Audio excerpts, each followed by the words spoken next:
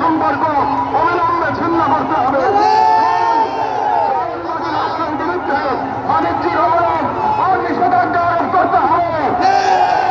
গাজার মুসলিম জনগণের পাশে চিকিৎসা, খাদ্য, আবাসন ও প্রতিরক্ষা সহযোগিতা সহ সর্বাত্মক সহযোগিতা নিয়ে দাঁড়াতে হবে।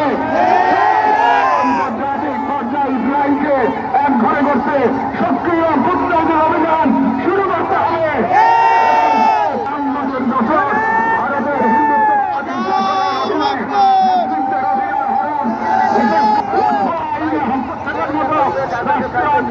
বিরুদ্ধে ওআইসি ও মুসলিম রাষ্ট্রসমূহগুলোকে প্রতিবাদ ও কার্যকর কূটনৈতিক অবস্থান নিতে হবে।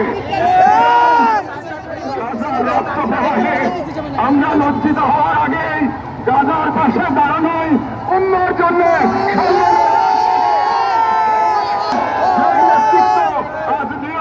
কাল ইতিহাসের কাজ করাও দাঁড়াতে বাধ্য হবে। বাংলাদেশ সরকারের প্রতি যেহেতু বাংলাদেশ একটি মুসলিম সংখ্যাগরিষ্ঠ রাষ্ট্র, যার স্বাধীনতা সংগ্রামের ভিত্তিতে নিহিত রয়েছে অন্যায় অবিচারের বিরুদ্ধে প্রতিরোধের চেতনা। আমরা বিশ্বাস করি ফিলিস্তিনের প্রশ্নে বাংলাদেশ কেবল মতবাদের নয়,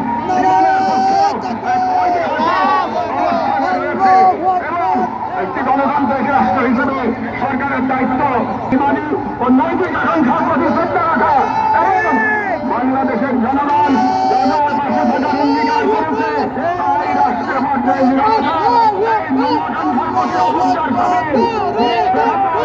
আমরা বাংলাদেশ সরকারের প্রতি দৃঢ়ভাবে আহ্বান জানাই।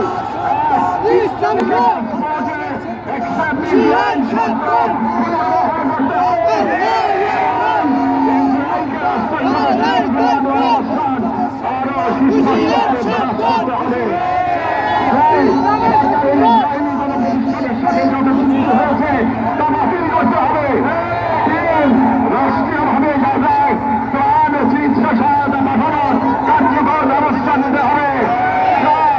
জাহান্নামের বছর ভারতের হিন্দুত্ববাদী সরকারের অধীনে মুসলিম অন্যান্য সংখ্যালঘুদের উপর চলমান নির্যাতনের বিরুদ্ধে রাষ্ট্রীয়ভাবে প্রতিবাদ জানাতে হবে। হিন্দুত্ববাদ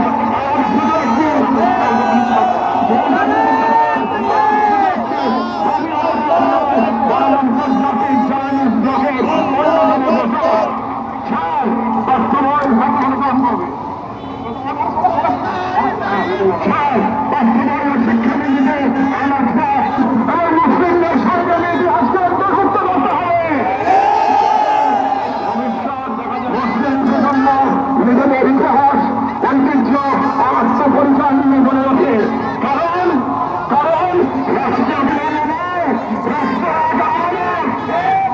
এই আমানত রক্ষা করতে না পারলে ইতিহাস আমাদের ক্ষমা করবে না।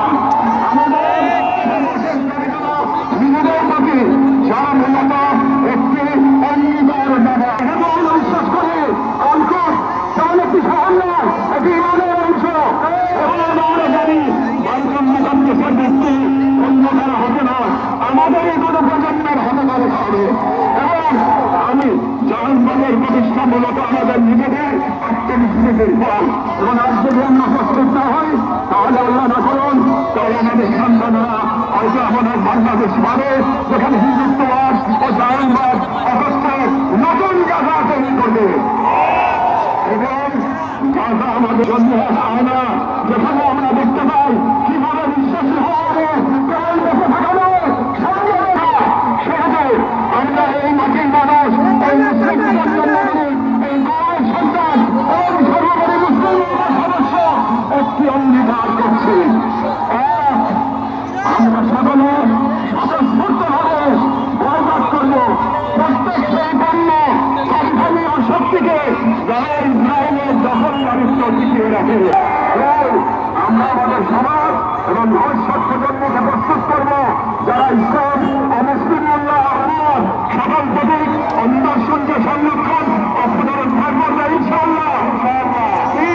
আমরা আমাদের সন্তানদের এমন ভাবে গড়ে তুলব যারা নিজেদের আদর্শ অব্যাহত রক্ষা জাহান্নামের সর্বোচ্চ থেকে প্রস্তুত থাকবে। আমরা বিভাজিত হব না, কারণ আমরা জানি লক্ষ জনগণকে দখল করতে দেরি হয় না।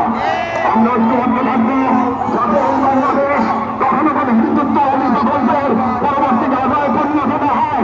আমরা শুরু করবো নিজেদের ঘর থেকে ভাষা, ইতিহাস, শিক্ষা, সংস্কৃতি, অর্থনীতি সব ধরনের অঙ্গীকারের ছাত্রকে আমরা মনে রাখবো রাজার শহীদরা কেবল আমাদের দেওয়া তারা আমাদের প্রস্তুতি চান।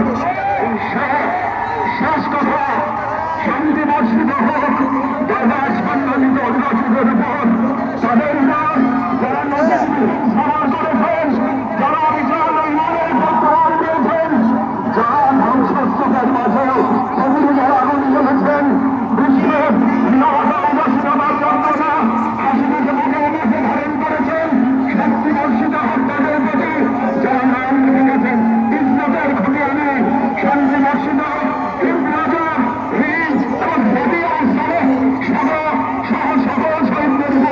যাদের রক্ত দ্বারা গাজার পবিত্র ভূমি আরো পবিত্র হয়েছে।